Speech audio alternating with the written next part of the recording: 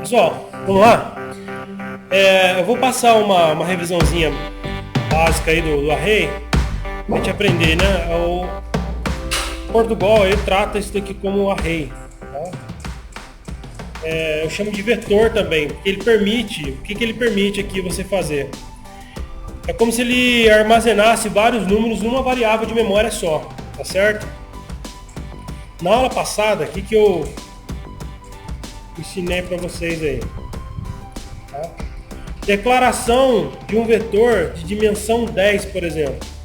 O tipo, vou trabalhar com inteiro porque é número, certo?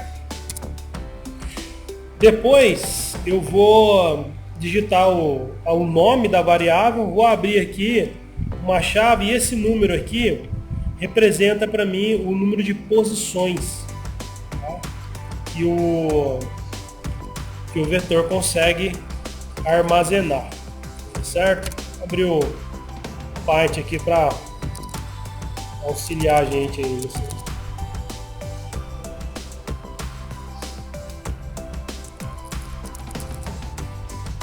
Tá aí tranquilo, pessoal?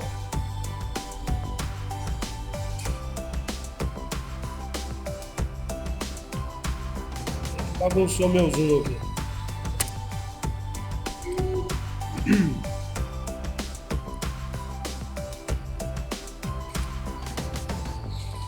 Ó, como que é isso daqui então? Aqui, ó, eu tenho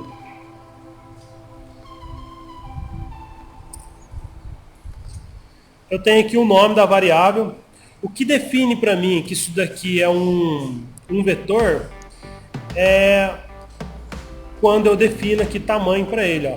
Se isso daqui não tiver, ó, uma variável comum, uma variável básica, no tipo inteiro, e agora um vetor, tá certo? Então esse aqui é o que diferencia aí um vetor de uma variável simples. Quantos números isso daqui permite eu armazenar? Quantos? Agora, no estado atual, um número, certo? E agora? Permite eu armazenar 10 números. É como se fosse isso daqui, ó. Vou criar um vetor aqui para vocês verem. Vou falar aqui, ó. É isso daqui, ó. Com 10 posições diferentes. Tá?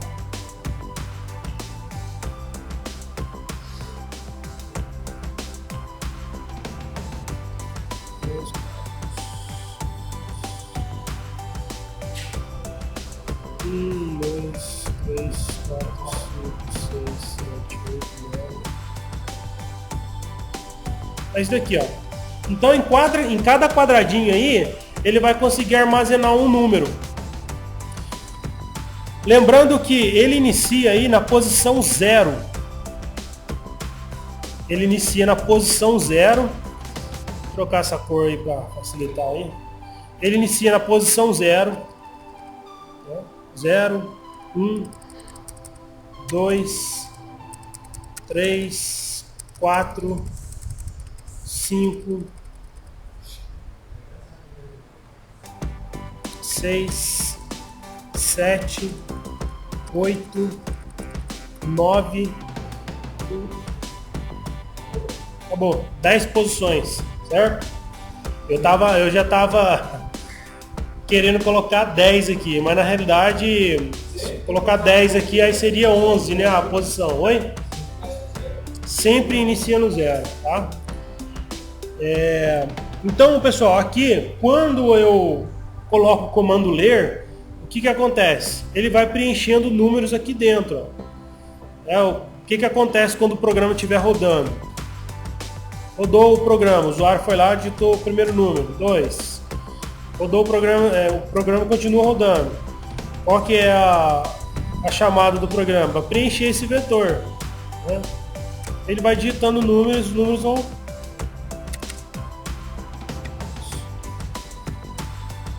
sendo inseridos aqui dentro do vetor. Qual comando que eu tenho que utilizar aqui para inserir números dentro do vetor, números digitados? Comando de leitura, né? Então é o comando de leitura que vai ser utilizado aqui para para poder inserir números dentro desse vetor aqui. Então, ó, como eu já tinha explicado para vocês,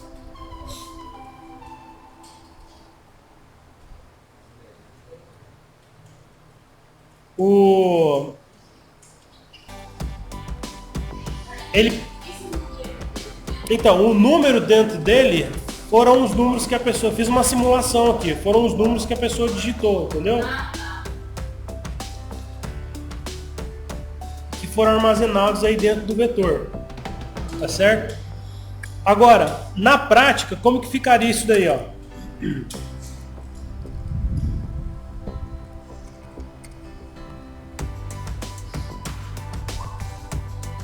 Escrever.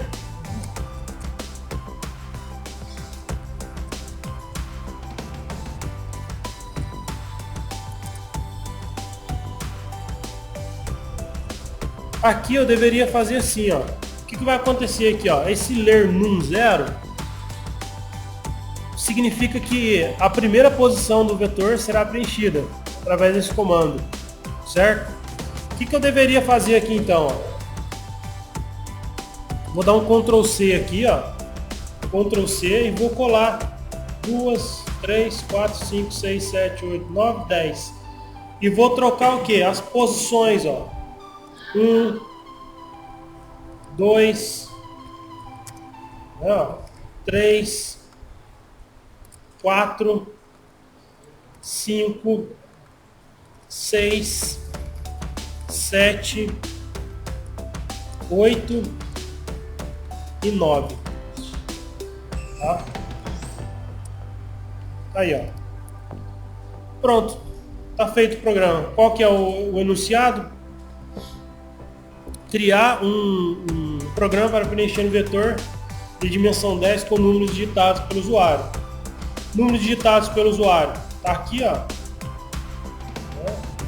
Ler, comando ler. Aqui eu peço para ele digitar 10 números.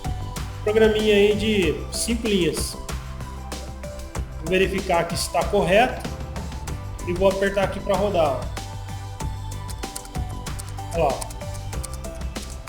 Tá acontecendo aqui que eu estou digitando os números.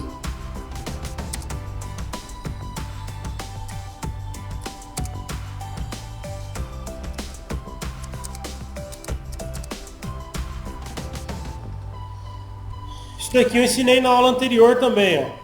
Que ele simula aí o nosso teste de mesa, né? Executar e monitorar. Então, na medida que eu vou apertando play aqui, ó, ele vai rodando o programa. Né? Por exemplo, a linha amarela aqui agora significa que está rodando essa linha aqui.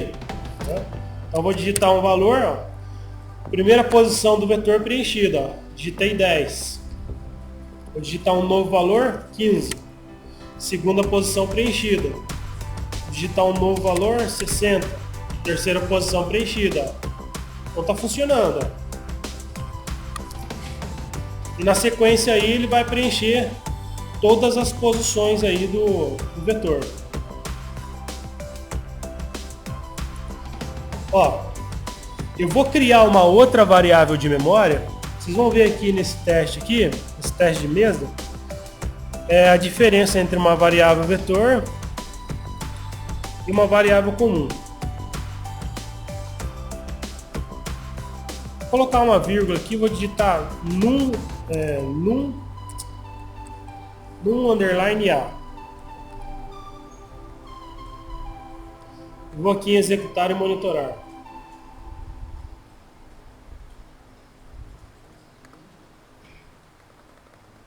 Olha lá, opa.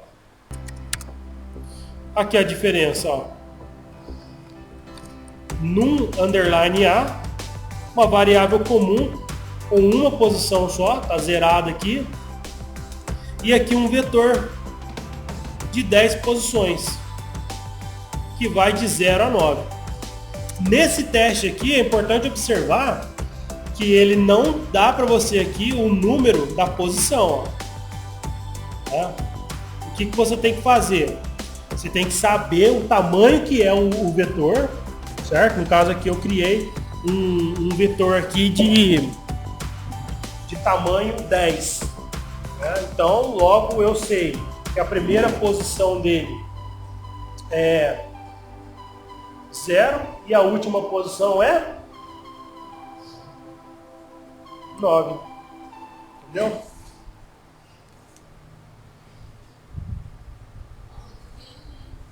Vai?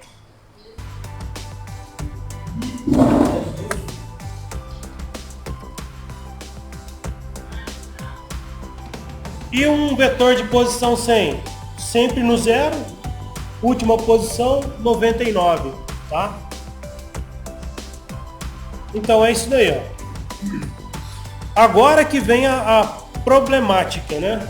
Lembrando que a gente está aprendendo várias coisas aí ao mesmo tempo, né? Eu coloco de forma isolada para vocês agora aqui e problematizo isso daqui da seguinte forma: como criar um vetor, né? Como criar esse mesmo programa para você preencher esse vetor, né? Com 10 números aí, sem fazer isso daqui, ó, sem digitar essa linha de comando aqui com todas as posições. Eu vou precisar do que aqui?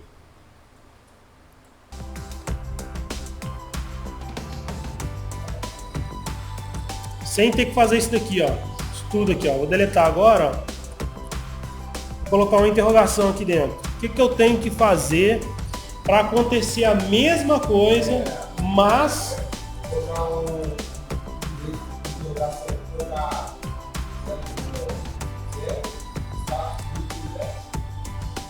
não, ó, lembrando que na interrogação aqui eu posso usar apenas uma posição. Posição 0, eu quero guardar um número na posição 0, digita a posição 0. Eu quero guardar um número na posição 5, digita o número 5 aqui. Eu quero guardar um número na posição 6. Vou rodar o programa para vocês verem. Algoritmo, executar, monitorar. Vou apertar play, ó. Então, ó, ele vai armazenar o que? Na posição 6. Play. Vou digitar aqui 50. Dá Enter. Olha lá. Posição 6, ó. 0, 1, 2, 3, 4, 5, 6. Tá? Então, isso daqui me permite fazer o quê? Aqui, ó. Ou eu posso colocar uma variável para eu poder controlar a forma que os números vão sendo adicionados à variável, certo? Ou eu coloco diretamente a posição, como eu acabei de explicar aqui com a posição 6. Entendeu? O que eu quero que vocês raciocinem aí comigo, nós já aprendemos aqui nas aulas anteriores. Estruturas de repetição, tá? Vocês vão utilizar muito as estruturas de repetição para resolver problema aí, para fazer programa, muito mesmo. Então a gente vai precisar treinar bastante isso. Um primeiro programa que eu passei para vocês, receber, né, 10 números digitados pelo usuário. O que vocês faziam lá? Criaram várias, né, variáveis diferentes. N1, N2, N3, lembra disso daqui, ó? N2, vírgula, N3, lembra? Ou seja, 10 variáveis, uma para cada número diferente. E era para somar essas variáveis. Aí depois eu pedi para vocês fazerem isso com 3 variáveis somente. Reduzir o número de variáveis e encaixando o que lá dentro? Uma estrutura de repetição. Tá? Então é isso que nós vamos ter que fazer aqui para poder deixar o programa mais rápido, né? Mais dinâmico, tá certo? Aí isso daí a gente vai ver depois do intervalo.